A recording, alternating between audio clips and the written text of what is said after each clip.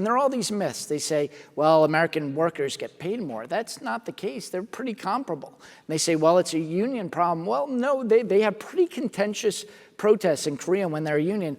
And you can go down all of this, and what it comes down to is government support, and then they also put a lot of value in zero change orders, the logistics of ships, and adaptability.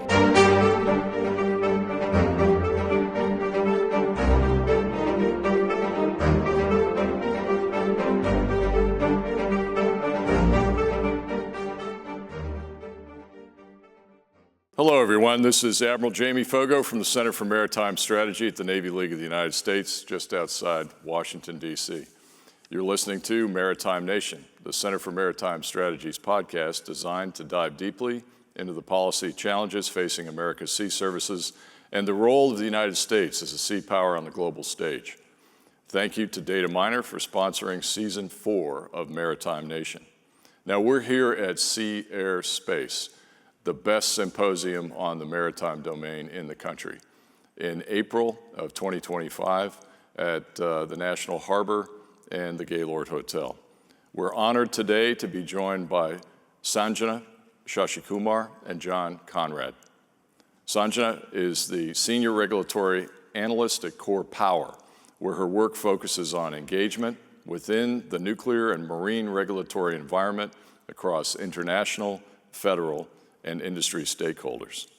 Core Power is a technology and marketing company which funds and builds scalable new nuclear technology solutions for ocean transport and heavy industry. Their core design activities span nuclear, marine, and safety engineering, regulatory standards development, and project deliveries. Before her current role at Core, she worked in the U.S. House of Representatives and in the Organization for Security and Cooperation in Europe. You may know it by the acronym OSCE. Captain John Konrad is the founder and CEO of G-Captain, helping it become the world's most popular maritime news website with a record-breaking 2 million monthly page views. He is the author of the book, Fire on the Horizon, and a contributor to the Center for Maritime Strategy's new book, which I have right here, Returning from Ebb Tide. Let us know if you want a copy. We did a book signing yesterday, and first edition print is out. We're in the second edition now.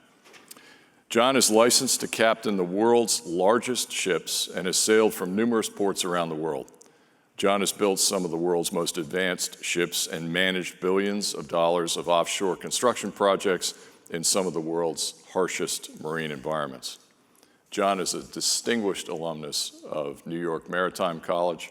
It's an honor to have you both. Welcome to Maritime Nation. Thank you, Admiral. John, you're probably the most influential commentator on maritime issues, shipping, and logistics. You have a lot of experience at sea, and you have some incredible sea stories. And we were talking about this last night, ladies and gents, and this one I didn't know, and it blew me away. And I've asked John to relate the story to you today. John, tell us about your experience with the taking of Maersk Alabama and Captain Phillips, the movie featuring Tom Hanks that chronicled one of the most famous incidents of piracy on the high seas. You were one of the first guys notified. We broke the story, and the Merchant Marine didn't have a naval institute proceedings. Lloyd's List and trade winds cost thousands of dollars to subscribe to, and the average mariner didn't have it. So, you know, the mariners loved it very quickly. And I'm at home in my office. At that time, we were in California, and I get this text from another U.S. flagship in the Indian Ocean, and they said, "We got a security alert from the Maersk Alabama." So, like a bank, there's a button you press if there are pirates, and if it's an emergency, you press the button, and most people accidentally press the button and there are no details in that. But what was unusual this time is they took the time to go in the GMDSS computer, the satellite notifications, and put in some details about the pirates and the ship number. That takes time. It wasn't an accident. So I open up the ITU ship publication, I look up Maersk Alabama, I take the satellite number and I put it in Skype and I call them up. And You just called him up from your cell phone? from Skype. It was Skype. Ah, Yes. yeah. And I get rings, and it says Maersk Alabama, mate on watch. And I say, hey, this is John Konrad with GCAP. And the mate goes, oh, I love GCAP. But we're a little bit busy right now. I can't talk. And I said, are the pirates on board? And he goes, yes. And I said, are they pointing guns at you? And he said, yes. And I'm like, I'm so sorry here. I'll hang up the phone and I'll write up the story. So I published it to GCAP. And half an hour later, Daily Beast, Huffington Post, they all call me and they say, did you talk to the Maersk Alabama? I said, yes, I did. They said, can we have their phone number? I'm like, no, these guys are under attack from pirates. They can't be handling media calls. 2 hours later, it was NPR, New York Times, CNN, same question. Did you talk to the Maersk Alabama? Yes. Can we have their phone number? Absolutely not. I'm not giving it out to any media. Well, 3 hours later, Admiral, I get this phone call. This is Naval Intelligence in the Pentagon. This is Captain John Konrad. And I don't know, I pick up looking out my window for the black NCIS van. I thought I was gonna be in big trouble. Coming to roll you up. Yeah, and they said, no, we just wanted to know if you had their phone number so we can call them. So I gave NCIS the phone number, and they called the SEAL teams, and we were able to break that story. Yeah, famous story from the Expeditionary Strike Group with one of my old bosses and a classmate of Admiral Richardson, who's out here, Admiral Michelle Howard. Yes, Yeah. yes. I remember she said one of the highlights of her life was sitting next to Tom Hanks for the screening of the movie.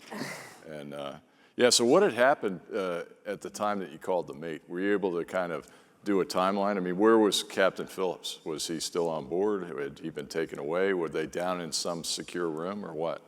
Yeah, this was only the second time that a ship had fought back against the pirates. So usually, as we were taught prior to 9/11 on aircraft, you just comply with orders. But there had been a number of foreign flag ships taken, and they weren't treating the crews very well, and it was a dangerous situation. A Chinese ship had tried to get the pirates off by locking all the doors and making Molotov cocktails, throwing them down at the pirates, and they scurried away. But we don't have a bar on U.S. flagships. It's illegal, so there's no flammable material.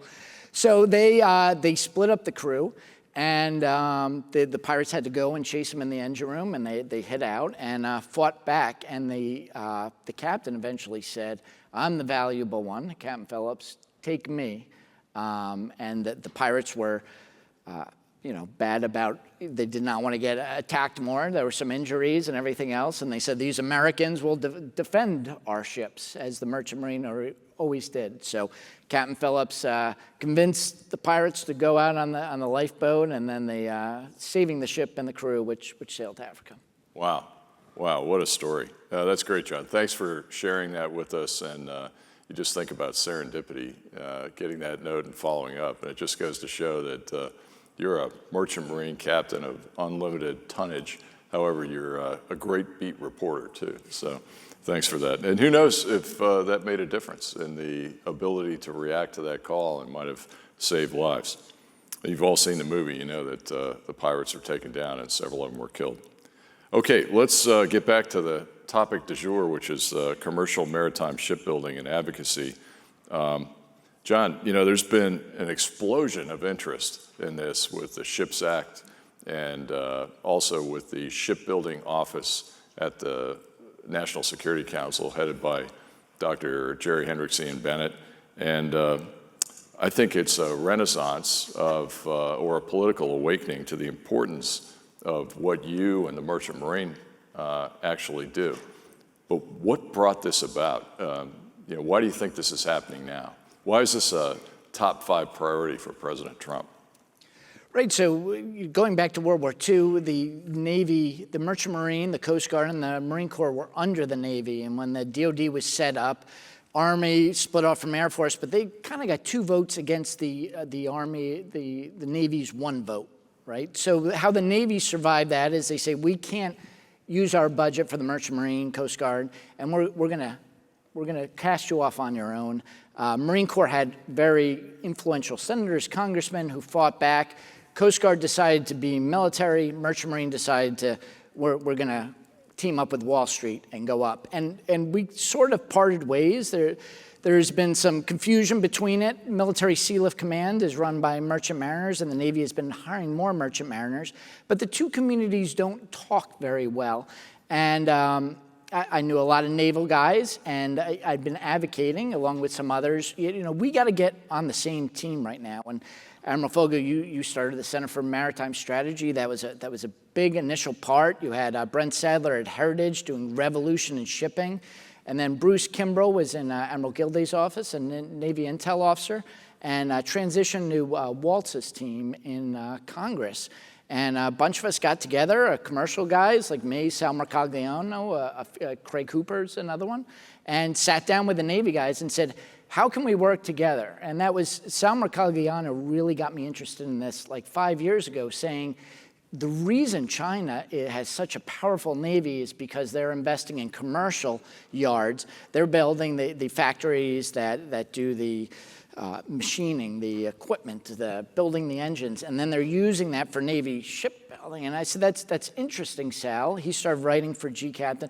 But it was really your team and the Navy guys, Bruce Kimbrell, Brent Sadler, Jerry Hendricks, coming together and saying, how do we work together? And then once that group, and we got rid of all past animosities and confusions and get down to the facts. We can work together jointly and do incredible things. And I had very little part in it, but through Waltz's team, and he's Army, I think that helped. Yeah, Special Forces, I think. Yeah. And an Army guy, how it says this is important to all the Army guys in Congress.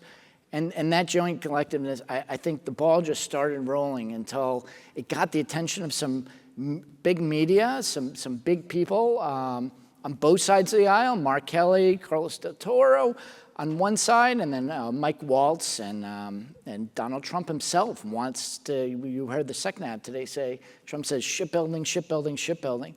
So once you got that high level, I think the ball started rolling, and then friends of ours started getting calls like Brent Sadler, potentially going to MARAD, Jerry Hendricks, Ian Bennett in the thing, and I think that's how it started. Fantastic.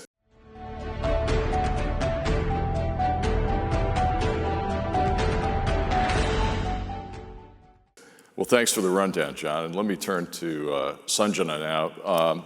You work for Core Power, which advocates for renewal of nuclear propulsion in commercial vessels at sea. And believe it or not, folks, we have had U.S. commercial vessels powered by nuclear propulsion. There's a civilian ship, which I learned about back in 1981 in nuke school, called the NS Savannah, which stands for Nuclear Power Ship Savannah. It's actually in Baltimore Harbor as kind of a museum now. Mm-hmm. So Sanjana, tell us about that ship and tell us about the value of nuclear propulsion for civilian and maritime shipping. Yeah, so the Savannah, the nuclear ship Savannah, was part of President Eisenhower's Atoms for Peace movement, and it was focused around demonstrating the peaceful use of nuclear energy. To do that you need to bring it around the world. You bring it to everyone. So the Savannah entered 75 ports, traveled 450,000 nautical miles. 45 of those ports were foreign ports, actually.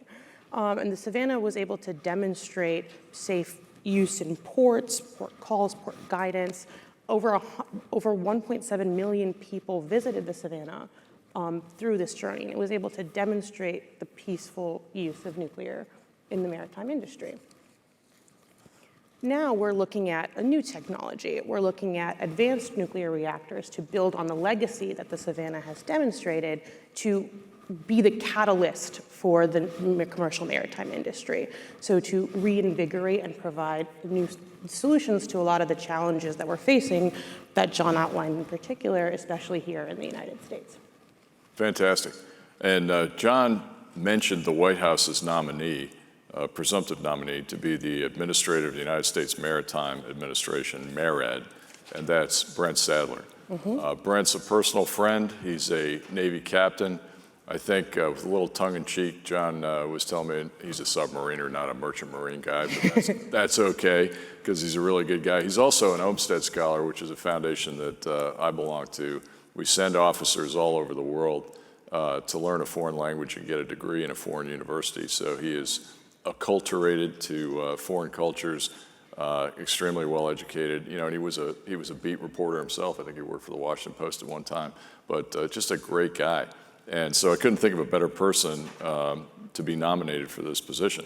In returning from Ebb Tide, he brings up, you know, the idea of small modular reactors as opportunities and efficient ways of, you know, putting propulsion on a commercial ship, probably going from, you know, you heat up steam and you go to a turbine and you can turn electric drive. It's actually very energy efficient. It's also good for the climate. It reduces the carbon footprint. We have experimented with these small modular reactors or molten salt reactors in the past. Admiral Rickover was one that used to say to his people, don't bring me paper reactors. I don't want to see the design. I want you to actually go build something and prototype it. That was refreshing, you know, and sometimes I think we need to be reminded of that. So he would build these different kinds of prototypes. I was on one myself when I was XO, the USS Narwhal. It was a completely unique propulsion plant. Can't really tell you much about it here. This is classified, but it was pretty cool. And he built that one ship and then decided not to mass produce it, and he went on with the 688 class submarine. But molten liquid salt reactors reacts with you know, Inconel stainless steel. It causes corrosion. So he let it go. But now the technology is much improved. Yes. And the technology, there's, you know, the elephant in the room, you have to face a stigma associated with events like 3 Mile Island. But we're moving through that. We need SMRs for propulsion at sea. We also need it because everybody has a huge appetite for data and data centers. Yes. And, you know, they burn up a lot of energy, right? So how do we get over the hump and how do we get these things out into the fleets and operational? That's a great question. I think changing public opinion is going to be a significant part of how we deploy this technology. I would say the primary answer is a demonstration. So the United States is the leader and has always been the leader of nuclear energy, and we're not building PowerPoint reactors. We're not building paper reactors. We are building ones that can be demonstrated. And there's support, like you said, from the government on the commercial shipping side. We also are looking for support from the Department of Energy to help facilitate the development of these technologies. And again, the way you get over public opinion is demonstration. You prove that it works, you prove that it's safe, you build the trust in the public that it can be demonstrated safely. A personal anecdote that I like to share is that my parents were on a nuclear-powered vessel for commercial purposes, and they went to the North Pole, and they came back and said, nuclear technology in maritime is very safe. They learned about the technology, they saw the demonstration, and I thought that this was a very common practice, seeing people close to me experience proven safe demonstration. So we need to do that now with the new technology, because the new technology offers significant advantages, especially compared to the pressurized reactors of the Savannah or the nuclear Navy. There's this distinctions that create walkaway safety to make it commercially insurable, to make these reactors able to enter ports, and again, demonstrate the safety and gain public opinion, and change public opinion to allow them to be deployed. Yeah, and I think the founder of Core Power, Mr. Boe, if I'm not mistaken, right? He's Norwegian. Yes. He came in to brief us a couple of years ago, which sparked our interest in this. And the safety struck me as, you know, just master the obvious. I mean, the problem with something like 3 Mile Island and a pressurized water reactor is that pressure is going to, you know, on a rupture of a containment facility, release fission products to the atmosphere. Same thing with Chernobyl. But these SMRs are operating at such low temperatures and pressures that you don't really have to worry about that. Right? If you had a breach, I mean, you easily contain it. Yeah. So when you're looking at it, it's called the emergency planning zone, and that's the zone around which the reactor you need to prepare for emergency preparedness. With the reactors operating at this ambient pressure, that zone shrinks. And at this point, we're designing them to be ideally within the hull of the vessel itself, so that you can take the reactor around, transport it, use it for propulsion, use it for floating nuclear power plants, and you don't provide any risk to the surrounding area. That also then allows it to be commercially insured, which is crucial for the commercial industry. And they're easy to refuel, right? Sorry, can you Easy to refuel. Yes. So in fact, actually, the reactor that we're looking at in particular, the molten chloride fast reactor, the lifetime for it to be refueled can match the lifetime of a vessel. So the refueling that you're looking at. So we're talking 20 years, or is that right? Wow. So the time saved and the requirements saved, it can run for the lifetime of the ship. Wow. That's John's opening his eyes over there. That's attractive. Thank you, Sanjana. Let's go back to the Ships for America Act and the Shipbuilding Office and the National Security Council. There's just a lot of energy from the highest levels of government, from the president on down towards shipbuilding. John, I read through the Ships Act. I mean, we had an opportunity. Dr. Steve Wills was in that working group with you. We had an opportunity to comment on the draft. We do this annual program called Congressional Maritime Intensive for professional staffers on the Hill who want to learn more about the Navy, and we bring them to the Center for Maritime Strategy in recess time in August. And I thought they'd all want to be on vacation. No, while the members are gone, they have time to do things that they want to do. And so we've packed the house with about a 30-person classroom. And we do 2 days in-house, and then we take them down to Newport News Shipbuilding. We show them, as a guest of the shipyard, we show them the 688 modernization. We show them new construction, Virginia-class submarines, the payload module, and then the magnificent facilities that make the nose cone and stern sections for the Columbia-class. And so 2 of those staffers went back to their boss, Senator Kelly, and said, hey, these guys are pretty good guys. So he accepted an invitation to come to our America's Future Fleet symposium in December of 2023, and he table dropped the Ships Act. It was a big surprise. They asked if they were going to be pressed there, and I was amazed that with Congressman Walz, now the National Security Advisor, it only took a year to get this thing out and almost approved and going. It says we're gonna increase our inventory of commercial ships to 250. We're gonna have a maritime czar. We're going to do tax incentives. We will have subsidies. We'll talk a little later about subsidies. But what do you like, John, about these 2 initiatives, the Shipbuilding Office and the Ships Act for America? What do you think is the most promising, and how is it going to help your industry? I think most promising is the fact that we are a maritime nation with maritime history. We wrote a lot of the laws and the conventions for the international world order. And we have some of the best naval and maritime schools in the country, whether it's Kings Point or my own New York Maritime Academy or Naval Academy, Naval Postgraduate School. John Boyd said, people, then ideas, and technology. We had to, with this group, get the Navy together. I forgot about the Coast Guard. Will Cahill has been pushing naval arc, the nuclear from the beginning of the working group. Jim Watson at ABS started up a nuclear group at ABS.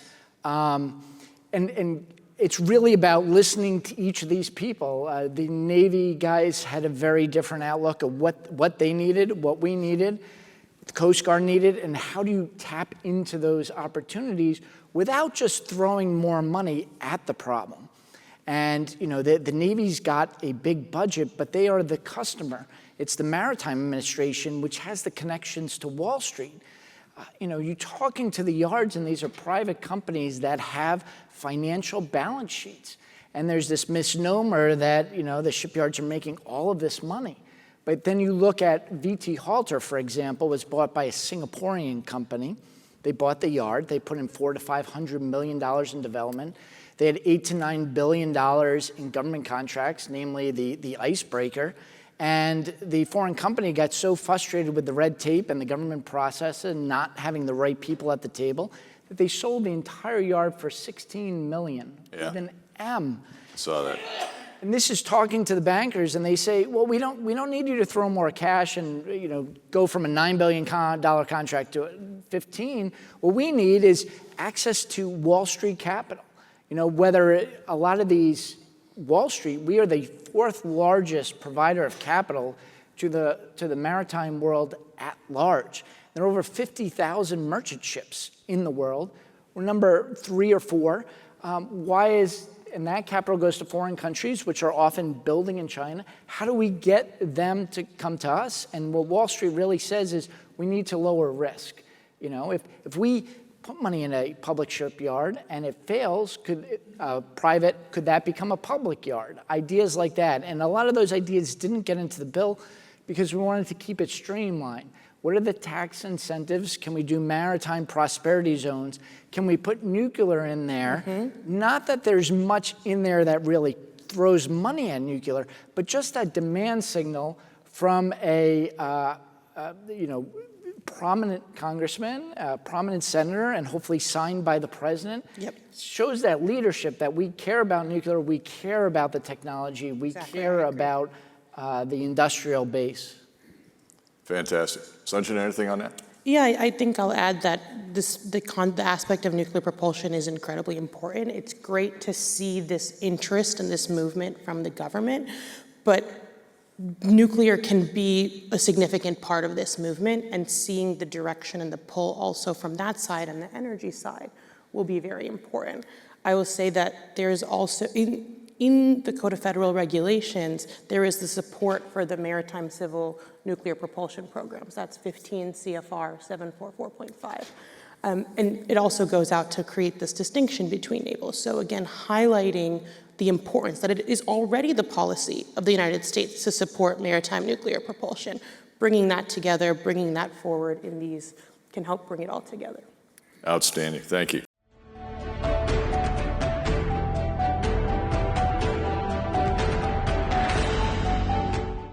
You are listening to Maritime Nation, the Center for Maritime Strategies podcast designed to dive deeply into the policy challenges facing America's sea services and the role of the United States as a sea power on the global stage. We aim to provide you with the highest quality analysis on the most pressing maritime security challenges by joining in conversation with key experts and practitioners. This season is produced with support from Dataminr. Dataminr is recognized as one of the world's leading AI businesses. The company's clients are the first to know about high-impact events and emerging risks so they can mitigate and manage crises more effectively. Dataminr solutions are relied on 24/7 by hundreds of clients, including the Department of Defense, in over 100 countries across 6 continents to help them solve real-world problems. Here at CMS, our whole team uses Dataminr's First Alert to stay up to date on breaking news or crises that impact our national security or the security of our allies and partners.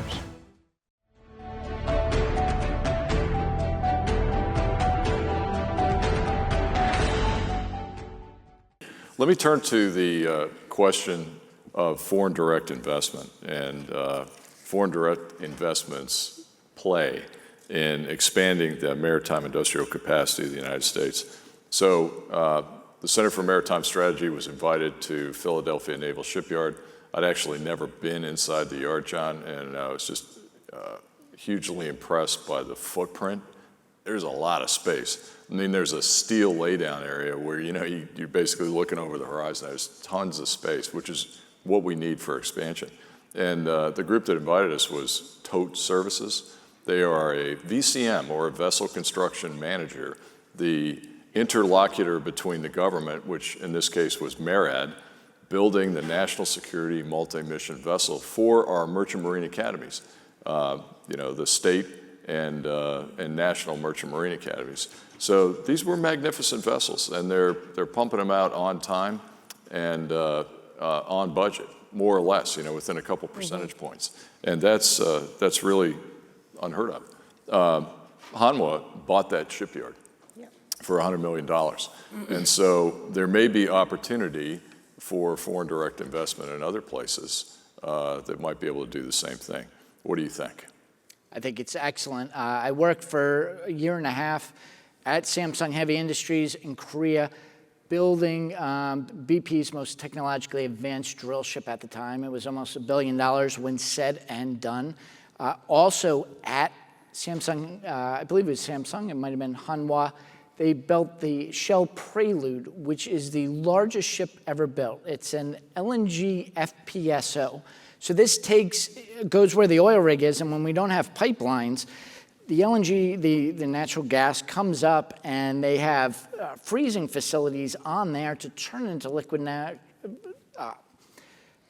liquid gas. Natural gas, yeah. Natural gas, frozen, and then they take shuttle tankers and bring it. But this ship was $20 billion, and the Korean yards are 4 to 5 times more efficient than American yards. So a $20 billion ship built there is really, $80 to $100 billion ship here. But here's the thing, Admiral, a lot of that design, the project work, was done by the oil major Shell in Houston. We have this expertise, and this is what we hope to tap some of these. There was a Webb graduate in Long Island, naval architecture, who was working on that project I talked to. And then the Koreans are very good at logistics. And there are all these myths. They say, well, American workers get paid more. That's not the case. They're pretty comparable. And they say, well, it's a union problem. Well, no, they have pretty contentious protests in Korea when they're a union. And you can go down all of this, and what it comes down to is government support, and then they also put a lot of value in zero change orders, the logistics of ships, and adaptability. This is something I talk to the Marine Corps a lot, because the maneuver warfare thing, if they have a problem, they don't just throw more money and time at it, they move around, and that is all pivoted around the schedule. Because if you have a delay of schedule, all those parts back up. Shipbuilding is very easy at the thing. You need basically 3 things. You need somewhere to assemble the ship and lay down all the spare parts. You need a crane to pick it up, and you need a dry dock. And everyone says, we don't have dry docks in this country. Well, in 2013, 14, Samsung ran out of dry docks. They brought in floating dry docks, which, by the way, are great salvage efforts. If you read Admiral Ellsberg's book, World War II, Under the Red Hot Sun, and that's something else that we have to look at here. It's not just the building and getting this expertise and getting the culture right, but the protection of the little assets that we have. So until we can ramp up shipbuilding, do we have the salvage assets? Do we have the fireboats in San Diego to put out fires if we're attacked? So that's another question in this that's still trying to be figured out, Admiral. Fantastic. All the gears and wires are turning in my head here as you're talking, and that was terrific information, particularly the Shell piece, manufactured in Texas, but still relevant to get overseas and be a part of that platform. Sanjana, anything on FDI? So Core Power, we just launched our Liberty program, and that's the ecosystem that we're working on to develop all of the standards surrounding floating nuclear, and part of that will include American shipyards. We are looking at bringing in the foreign investments that we have, and we're hoping to find American companies to step up as well, because the focus needs to be on commercial shipbuilding capability.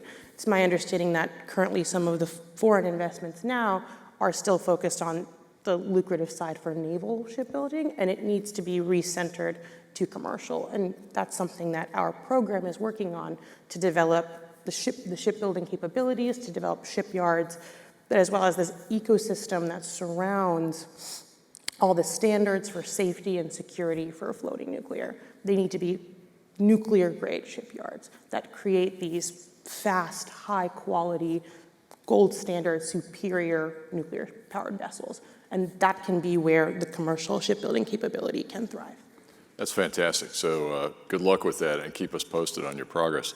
As John was talking, I was reminded we've been given a modest grant to do a study over the course of the next year that's entitled the Allied Maritime Industrial Base. People are really interested in this. So it's a series of case studies, and we haven't nailed down exactly which countries, but I'll tell you what we're thinking of. We're thinking of Italy, France, and particularly France, if they're going to build a new aircraft carrier, that'll be low-rate production, which is very expensive. Sweden and Finland. Sweden, because of Saab and Kockum's a big part of their industrial base. They're here in this country. And Finland, because of their ability to turn out a really impressive icebreaker for about 250 million euros. So fraction of the cost that we can do that. Ours are bigger and break thicker ice. I get it, but you know, the Healy unfortunately caught fire last summer. She's out of commission, and we had to lease an icebreaker for the Coast Guard to give them that medium icebreaker capability. We're also looking at South Korea and Japan, two powerhouses in the maritime industrial base and the shipping industry, and they compete with China. And as you said, John, at 1, 2, 3, 4, China, Japan, South Korea, I don't know which is second and third, and then the US is further down the line. And we're also looking at Australia and the UK. We're partnering with Jane's Defense on this. They're very interested, and we got some access to information which will be very helpful. So by this time next year, hopefully that study will be complete, and we'll have a report and we can talk to you about it.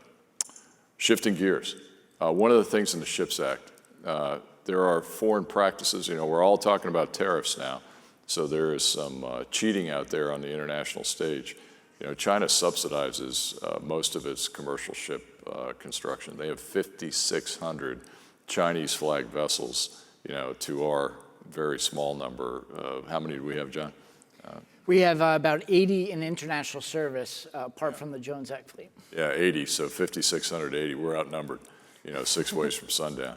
But they subsidize, and we stopped doing that during the Ronald Reagan administration. That was a, you know, Republican GOP thing. We're not going to subsidize.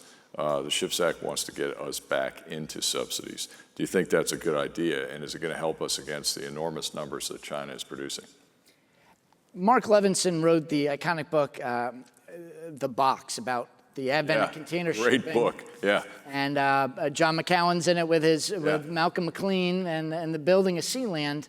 His second book didn't get as popular. It's Outside the Box, but he looks at the industrial policies, the subsidies, and the conclusion he comes to is every single country that's been a successful naval power and shipbuilder has done subsidies. The question is, how do you perform those subsidies? Some countries, you know, we did it ourselves, differential subsidies, where we say, hey, it's more expensive here, so we'll make up the cost. But other nations have done other things, particularly industrial policy. You have Korea, Japan. You know, we won't put as much right into the ship owner's hand, but we're going to put a lot of loans into the secondary engine manufacturers and the welders and the machine shops.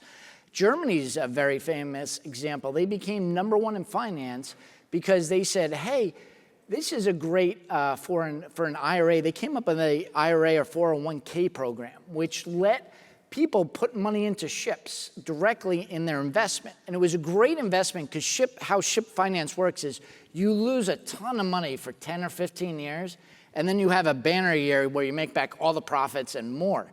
So they were able to deduct their taxes for 10 years and then do their profits. The Navy did war bonds, so that's distributed subsidies by public or IRAs. And these are the questions, and this is what's exciting about BlackRock just announced. China, you know, has taken over Hong Kong and now Hutchinson ports. They're on either side of the Panama Canal. It's a big issue. BlackRock has come in and say, well, we have all these 401ks and IRA money, and how can we do good with that for the country and the broader ecosystem? The thing with China, though, is very interesting. They're doing all of the above. They're giving direct money to ship owners. They're giving, putting it various subsidies, but industrial policy as well, that it is a priority.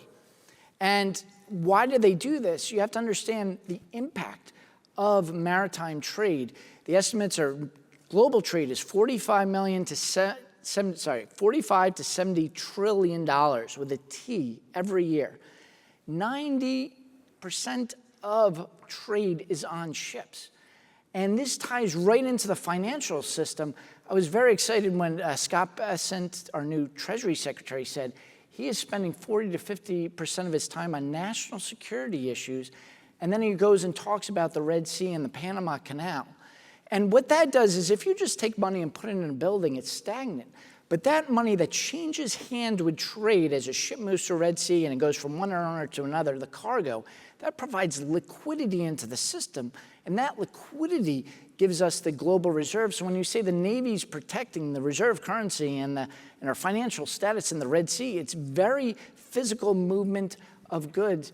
And this is what, the next step of, China knows all this. And China reads Mahan, and where have they focused this investment? They focused it on the choke points. They focused it in the International Maritime Organization in the UN.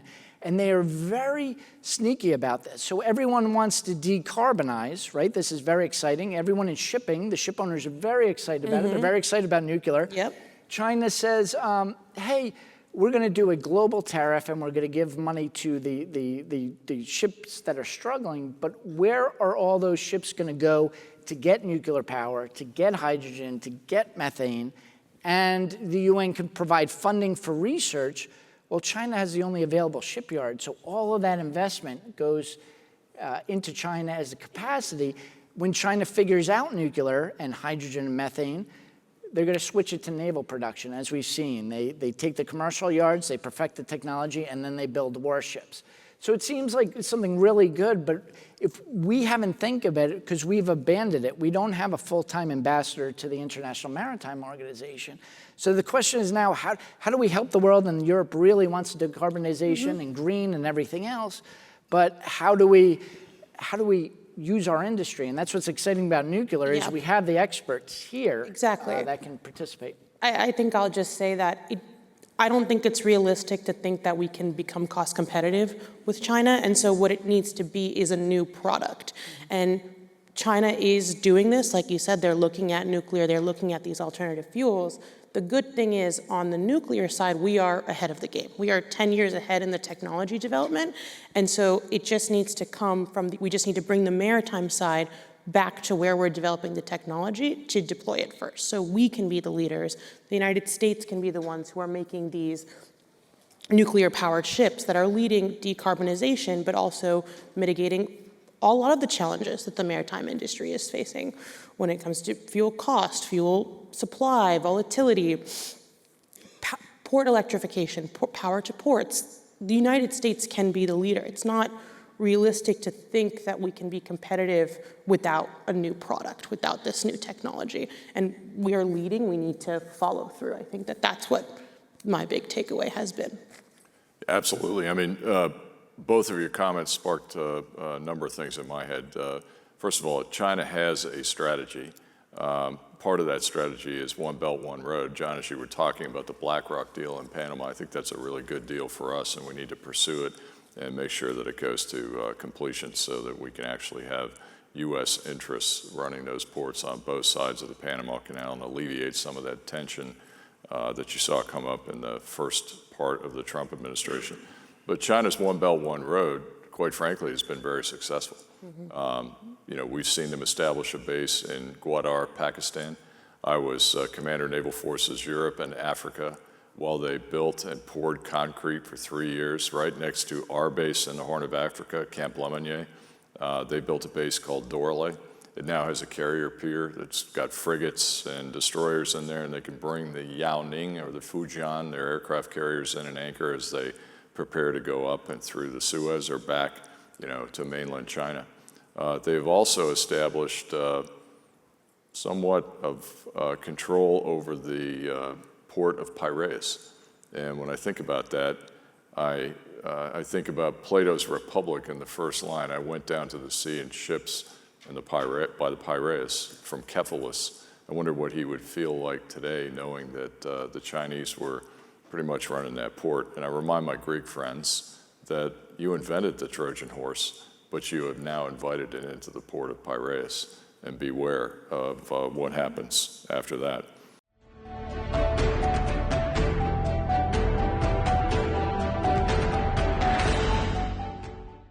We're at the 13 minutes to go point here, so I want to get to audience questions. I have one last question for both of you, and that is, of all the things that we've discussed here today, what's the number one issue regarding commercial maritime industry that keeps you up at night? And Sanjana, we'll start with you. Oh. I think the number one challenge is that we have everything that we need. We just need to put it together. I think in the commercial industry in particular, like I said, we are leading in the technology. It's being developed. We have the expertise, like you said, with design, and it's just the pieces need to come together. We need to coordinate. We need to have the right regulators who are willing to regulate, willing to license the technology. We need to have the right advocates in the White House, in the right spaces, writing the executive orders that bring these things together. I think we're disjointed, but we have all the pieces. Everything is there. We just need to play the right hand in the right way. Thank you very much. John Konrad, G-Captain, you get the last word to my last question, then we'll go to the audience. Well, I think the most important thing, and if one takeaway, I was just on Wall Street telling them, everyone wants to get rid of tariffs and remove barriers, and they're upset about these different things and what the Navy and other people are doing. For decades, how you profit in the maritime world and in trade is very linear. Step 1, 2, 3, bigger ships, bigger ports, get more investment, bigger dollars, less trade lanes, more. And our academic systems have really been in that. Study these courses, take these APs, get the SAT, study this amount, and you can go to a great school, because linear worked. But now the enemy gets a vote. China, Russia, Iran has voted against linearity. So we are going into a world of complexity. And you can't back down from that. You can't put that back in. So we need to invite people to the table who think like Elon Musk in a very complex and maneuver around it. And it's really those people, and the hardest problem here is the merchant mariners. We faced this problem in 2013, 14. The number of drill ships working offshore was I think there were 12, and then in 2 years or 3 years, they built up to over 100.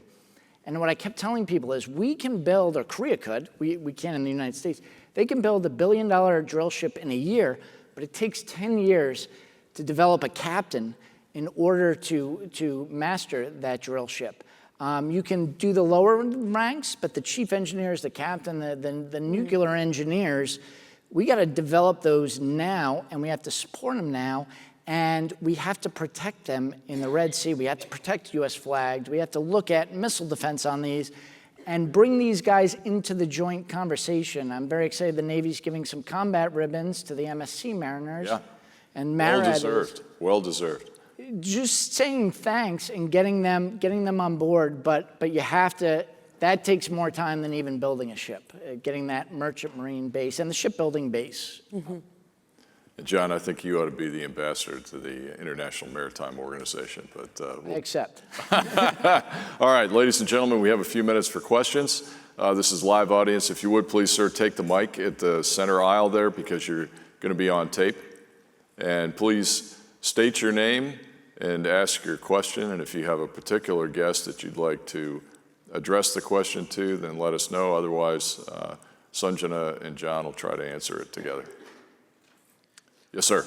Hi, is the mic on? Okay, great. Yes. I'm Glenn Wright from GMA Tech in Annapolis, Maryland. My question is, the bigger elephant in the room besides 3 Mile Island and Fukushima is the nuclear waste from these small nuclear reactors. Can you address that issue, please? Sure. So just as a preface, I'm not a nuclear engineer, but the technology is being designed to safely store the spent fuel in a way that would be appropriate. The current model that we're looking at, in particular for floating nuclear power plants and for nuclear powered vessels, is to have a central facility that's responsible for the lifetime of the asset. And so it is where the reactor would be commissioned, and it is where at the end of its lifetime, it would return to be decommissioned, and for all of these aspects, including the fuel, to be handled and taken care of before it continues on. So in particular, one of the floating nuclear power plant design that we're looking at to provide power in marine environments, so that would be for port electrification, for example, or e-fuels production, the floating asset would have a longer lifetime than the reactor. So in our designs, we are seeing that we could take the reactor at the end of its lifetime, separate it from the asset, decommission the reactor independently, retrofit that same platform, and send it to a new destination, to a new location, to continue providing power again. So the answer to your question is, in the design of the reactor and in the design of the system, that will be taken care of. And I think the key word in the acronym SMR is small, so that this will be much less of a challenge than it would be for a much larger plant Yes, with larger exactly. components to store until the decay of that fuel was safe to put someplace else. Any other questions from the audience? Sir, would you please take the mic? Go ahead, we'll take you and then Colonel. Admiral Foggo, Adam Siegel, Insight Through Analysis. If we think about it, there are almost two conflicting issues. If I want efficiency in shipbuilding, give me the same thing repeated time and time. If I want technological innovation, lots of one-offs. If we think about the submarine community, not since the Virginia class and otherwise, but we had the Leonard P. Lipscomb and otherwise, through the community for 30, 40 years, there'd be one-offs to try new reactors, new design, new pumps, etc. If I want to put SMRs aboard ship, I probably want a series of one-offs. As an example, how do we balance that in the Ship Act for the one of, I want 100 of the same thing because I'm going to get incredible efficiencies, versus I want some one-offs so I can address the seizing and maintaining a technological lead? Yeah, I'll let Sanjana answer that, but I think the one-offs are already underway. Yes. I mean, there's a lot of people out there that have a piece of this pie that are experimenting with small modular reactors of various sizes, shapes, and forms that they want to get, obviously they're in business, so they want to sell these things to the United States government for use on, whether it's a data center if you're going to Apple or Silicon Valley, or whether it's on a ship. Over to you. Yeah, I was just going to add, I think part of this is the demonstration. There are many reactor designs and currently in the process, different phases of licensing, engaging with regulators. I will say what works so well about nuclear for maritime is that it works in both directions. A significant challenge that the nuclear industry is facing is significant cost overruns to build these large terrestrial plants. The nuclear plants that you're familiar with in the commercial industry, over 80% of those costs are non-nuclear. What's great about small modular and incorporating small modular with commercial shipyards and shipyard manufacturing is you can create this serial production that can mass produce them to meet the need for the actual vessels themselves. So nuclear for maritime works in both directions, and you can demonstrate it, prove that it works, and then mass produce it in the same capacity, using the same skills, a central workforce that is demonstrated with shipbuilding capacity all over the world.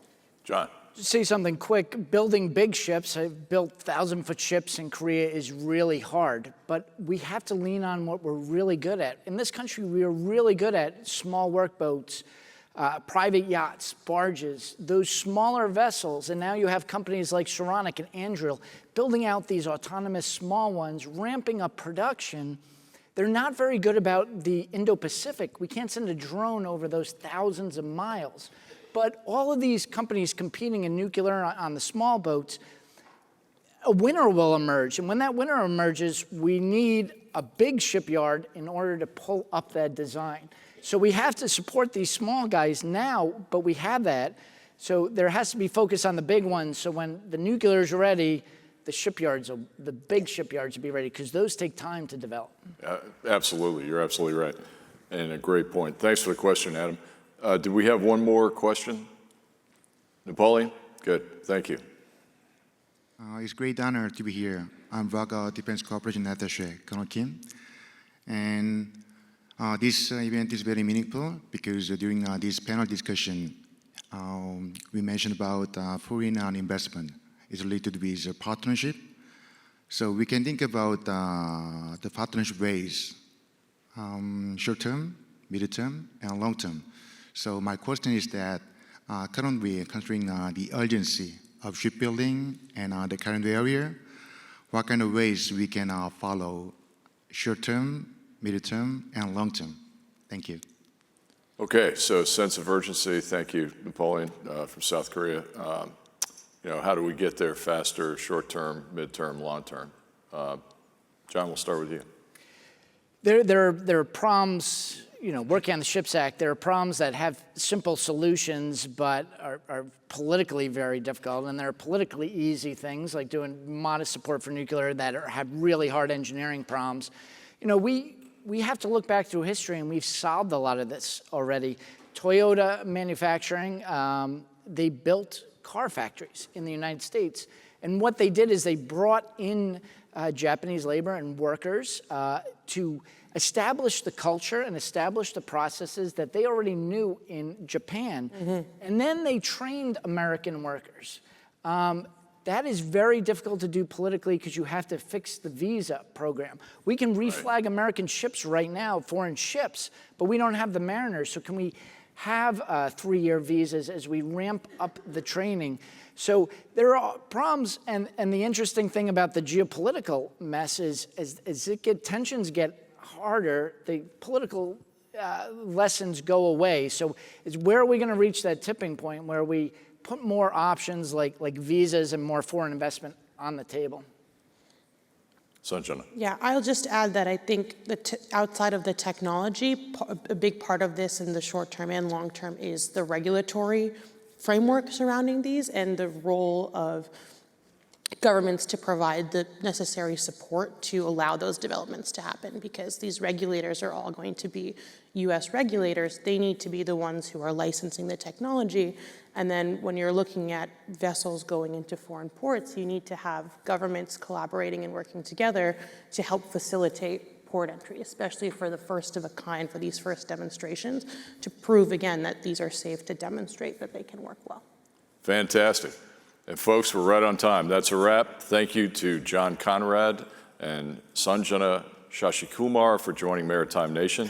I'd also like to thank our studio audience and our listeners for joining us each month. If you have not heard our previous episodes, you can always catch up on Spotify or Apple Podcasts. Episodes and all content described here today can be found on our website, www.centerformaritimestrategy.org, all lowercase. And thank you to Dataminr for their sponsorship and support. Stay tuned for the next episode of Maritime Nation. Thank you. Thank you. Thank you.